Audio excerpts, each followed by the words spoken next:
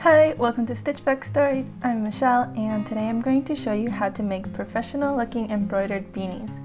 There are many different techniques to embroidering beanies, and for this tutorial I'm going to share my favorite version, which is using a knockdown stitch.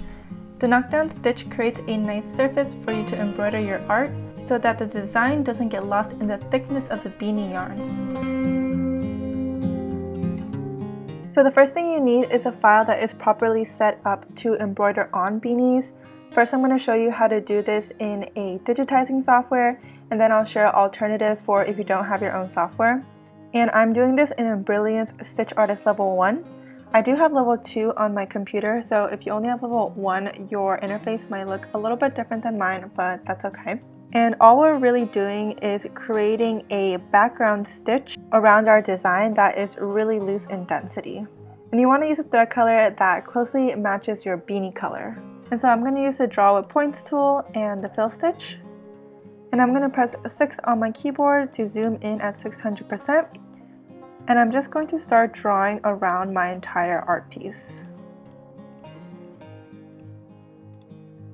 Hold Control whenever you're turning a corner. I don't really have a set rule for how much space I want between my art and the edge of the background, but you do want to give it a few millimeters. For reference, each of these boxes when I'm zoomed in at 600% is 1 millimeter. And I never really spend a lot of time on this first pass, and I like to just clean it up after I create that initial shape. So once I finish it, I'm going to right click to close the shape. I'm going to press 1 to zoom out, and at this point I'm just going to make sure I have the correct color. So I'm going to go to color, click this box, and I'm going to bring this all the way to the beginning of the design. Now I'm going to go back and zoom in and fix the points. Double click any node to remove it, and double click on the line to add a node.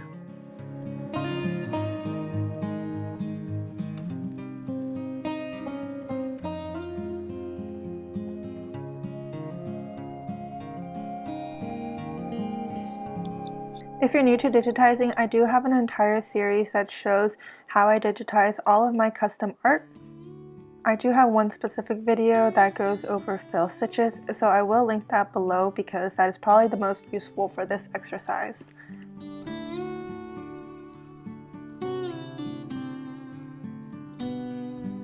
If this is your first time creating a background for a knockdown stitch, I do recommend doing a test run before actually embroidering on your beanie. You just want to make sure everything is nice and clean before working on your final product.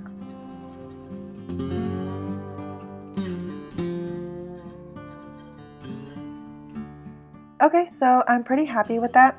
Now the settings for this fill stitch is super important, so again I'm going to select it, and then over in the fill settings I'm going to make the density super loose. I like to bring it all the way up to about 13. And then the standard pattern and length 3.5 millimeters is fine, and I want to turn off all the underlay.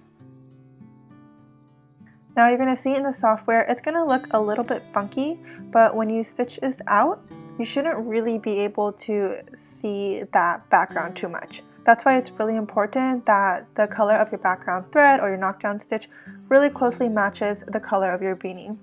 You'll also notice with the knockdown, some of these areas might be a little bit more dense than others. If that is bothering you, you can play around with the start and end points to adjust them. And now this is ready to be stitched out on my machine. Again, definitely do a practice run before actually sewing on your final beanie. So if you don't have your own digitizing software, you can actually just purchase a knockdown stitch design. I like to use Etsy. They have a ton of embroidery files that you can download, and you just need to search knockdown stitch. There's a ton of different shapes and sizes, and you can find one that is best fitted for your design. I just recommend looking for something that has a nice low density like this. You can see the holes in between the stitches, so that's going to be really good. Some of the other ones that I see, they sort of look like they are higher density and they might just be a background or maybe even a patch or emblem. So try to find something more along the lines of this. Now, if you don't like any of these shapes and you want something super custom to your art, you can just reach out to a digitizer and ask them to create that knockdown stitch for you. And once you have your file, you can move on to the next step. Ideally, you want to use a hoop that is just bigger than your design. I'm using a 4x4 hoop and I can actually fit 2 beanies on this. For stabilizer, I'm using a heavy-duty cutaway. I switched to a heavier stabilizer recently and I use it for pretty much all of my wearable embroidery projects, but feel free to use whatever you have. Tighten the screw on your hoop and pull the stabilizer until it is nice and taut like a drum. And now it's time to power up your embroidery machine. I filmed this tutorial in the fall and now it's winter and literally snowing outside. Attach the hoop to your embroidery machine and navigate to your design file. I'm moving my design to the top because I plan on embroidering 2 beanies in 1 hoop. And once I've placed my design, I like to make a mark in the center by sending the needle down and bringing it back up. I do the same thing to the bottom where I'll be embroidering my second beanie.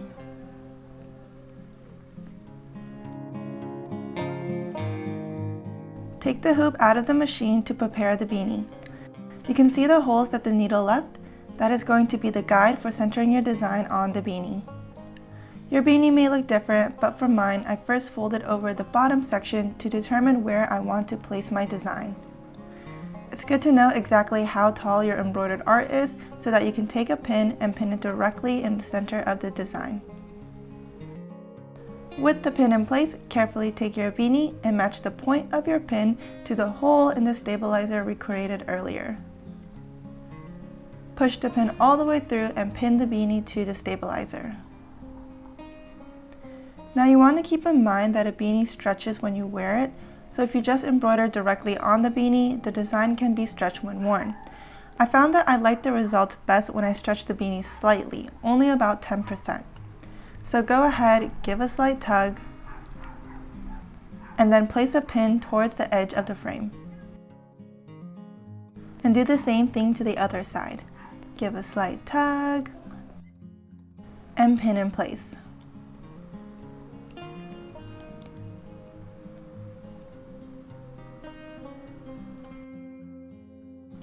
Then go ahead and take out the pin in the center. You want to make sure that nothing gets in the way of the machine while it's embroidering, so use a few extra pins to hold everything down and out of the way.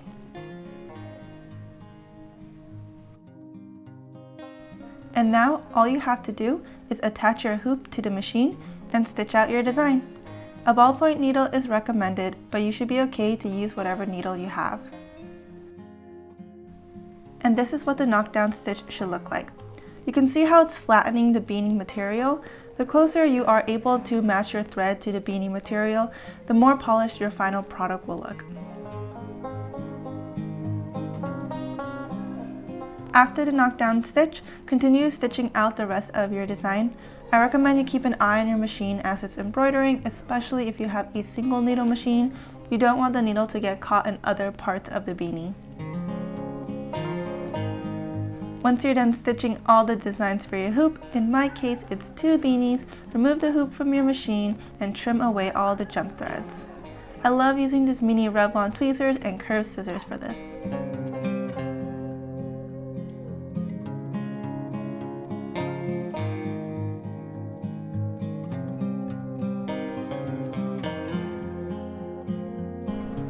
Finally, take your beanies out of the hoop and trim away the excess stabilizer for a clean finish.